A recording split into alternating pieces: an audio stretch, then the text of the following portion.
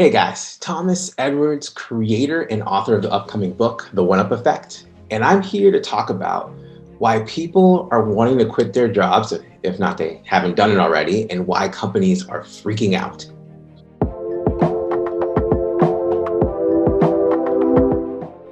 So recently, Microsoft did a survey and they found out that 41% of workers globally are actually considering leaving their jobs.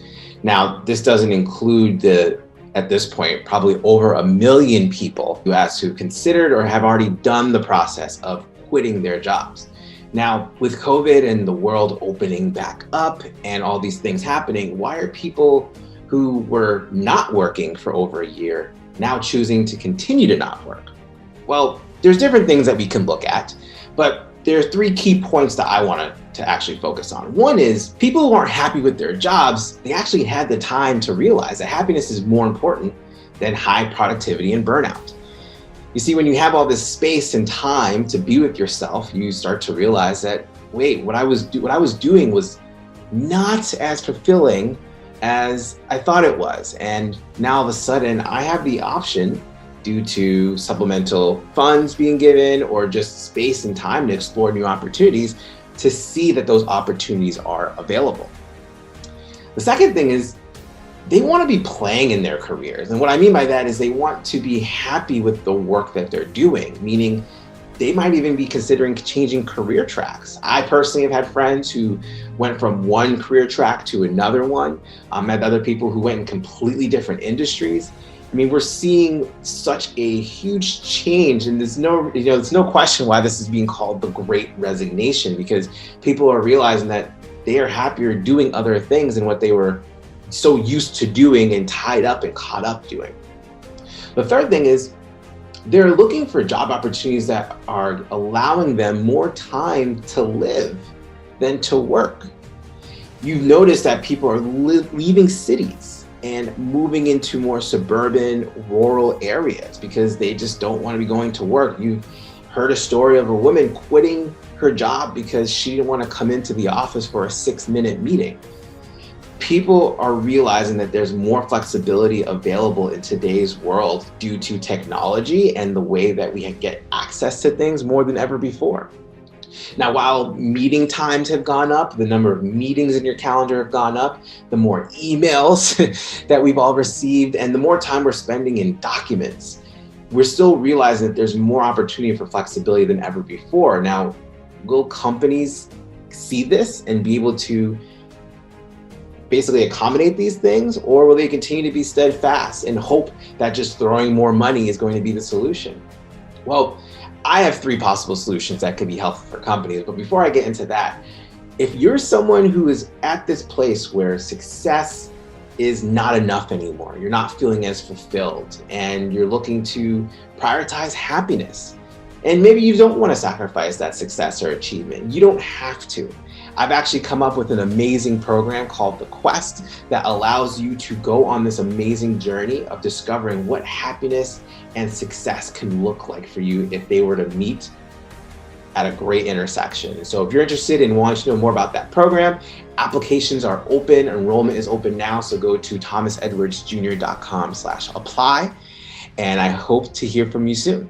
Now let's get back into talking about these solutions that companies can do to recruit more possible new employees, to not lose their current employees, and to create overall just a better culture and an environment that can be helpful for the future in sustaining and retaining employees.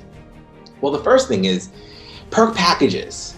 I think we all can agree that a lot of people aren't using the most out of their perk packages. And that's just because it was a nice little carrot that was dangled in front of them to go into their careers. But now they're in a place where they're pretty useless. And companies are still trying to say, hey, here's more money, here's this perk, when that's not what employees actually want. This actually communicates a lack of knowledge and understanding of what employees are looking for. They don't need money. They've actually saved a lot of money by not having to commute and by living further away from the city. What they want is they want more convenience. They want more flexibility. They want more priority tied to their wellness, not their productivity. It's not about that for them. For them, they want the convenience and the flexibility to do it on their terms within reason. And so if less time was spent on trying to create an amazing perk package that's enticing and more spent on understanding, well, what would create better convenience and flexibility so that way your employees can maximize their productivity that would ultimately benefit you as a company. Second thing is, have a methodology in place that empowers the employee to pursue their own happiness by way of fulfillment instead of driving production. Once again, this idea of burnout, people are over it. They don't need to be burnt out. They don't need to be exhausted based on levels of productivity. They're prioritizing more of their time on what is enjoyable, what is fun, what makes them happy, not from a place of pleasure. We all can have things in our lives, but they're ultimately looking to be well within themselves, to be fulfilled, to have a more complete life. And work is just one small portion of that. And more and more people are realizing that now. And so if companies can catch up and create a methodology such as the 1UP methodology that can empower the employee to pursue their own happiness and well-being while continuing to perform at optimal levels for themselves and for their companies, this would actually breed the third thing, which is allowing this methodology to have leaders and employees connect and care about each other. What I'm talking about is not like one-off team building events or virtual offsites or those type of things.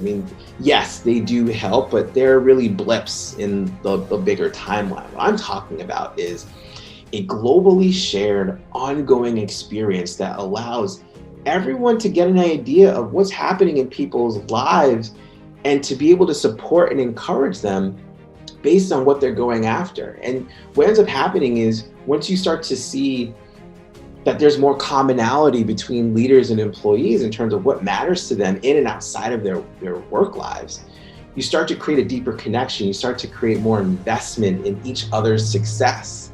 And it now becomes not this place where I work for someone.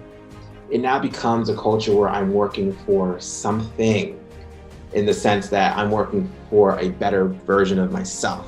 I'm working for a greater purpose with the work that I do. I'm working to help other people. I'm working to help my colleagues. And once people feel more invested in that, that can breed an amazing culture and an environment that's going to be fun to go to work to, whether it's virtually or even commuting. Hope you guys enjoyed this video. Please subscribe, like, comment on this video. Let me know what you think. Share this with all your friends, those who might need to hear this message. And together, hopefully we can create a game called life that we can win and have fun playing. I'll see you again tomorrow with the next video.